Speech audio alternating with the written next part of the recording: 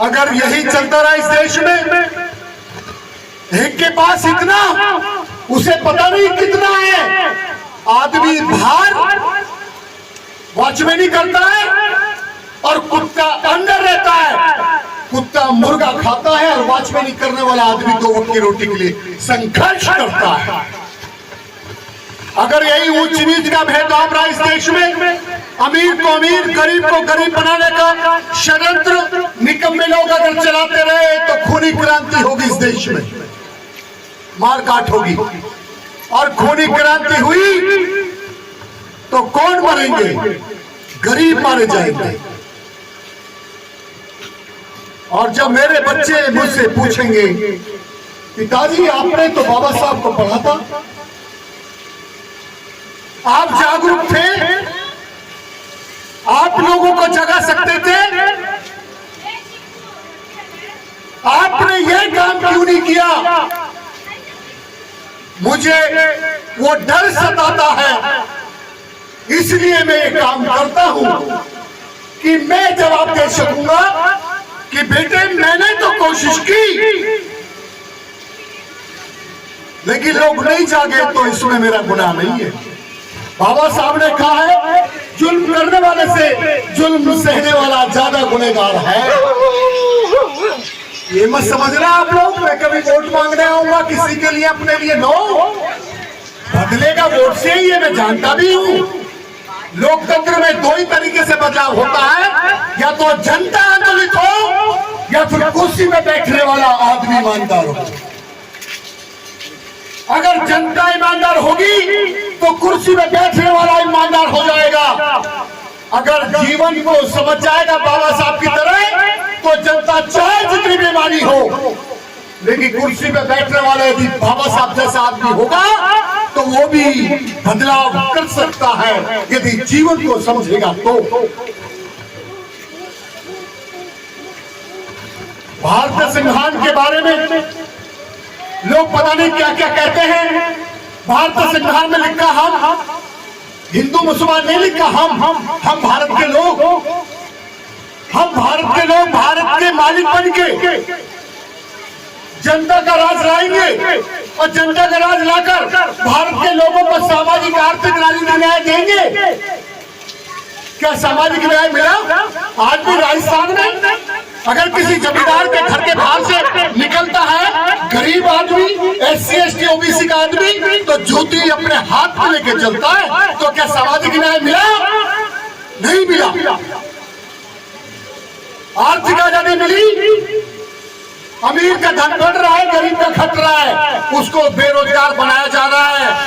आप जाके देखिए, मैं अभी गया था यहाँ अडानी इलेक्ट्रिसिटी में, पहले वहां 4 लोग 10 लोग काम करते थे, मशीन लगा दी, अब आदमी अपना बिल भरो, तो 10 लोग बेरोजगार हुए नहीं हुए?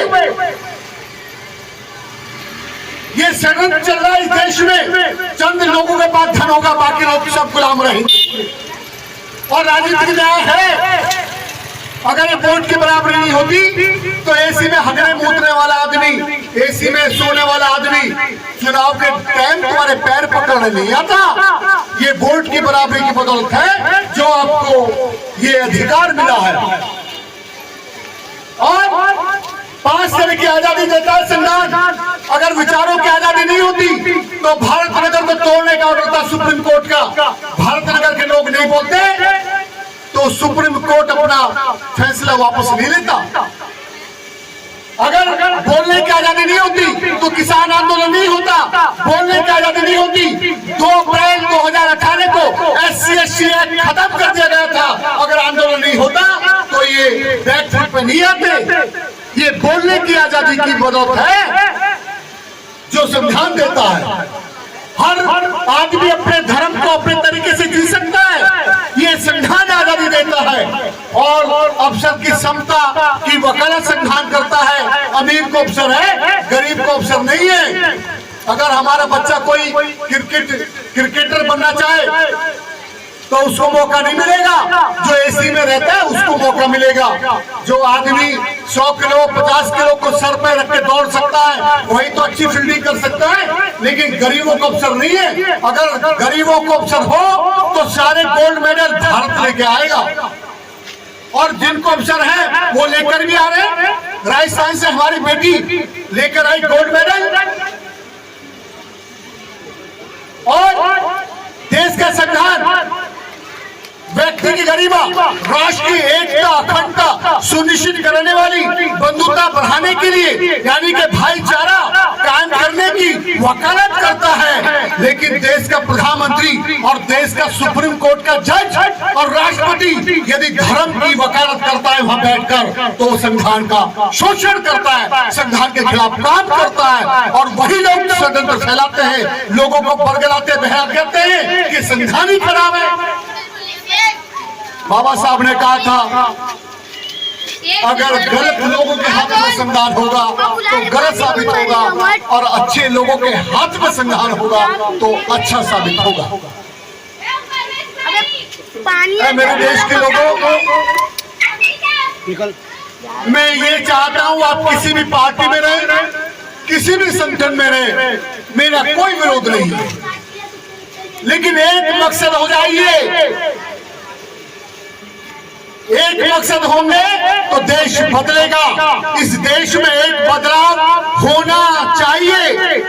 जहाँ गरीब के बच्चे पढ़ते हैं वहीं अमीरों के पढ़ा दीजिए, देश बदल जाएगा। अगर देश में आधार कार्ड एक है, राशन कार्ड एक है, संविधान एक है, कानून एक है तो ये शिक्षा में भेदभाव क्यों?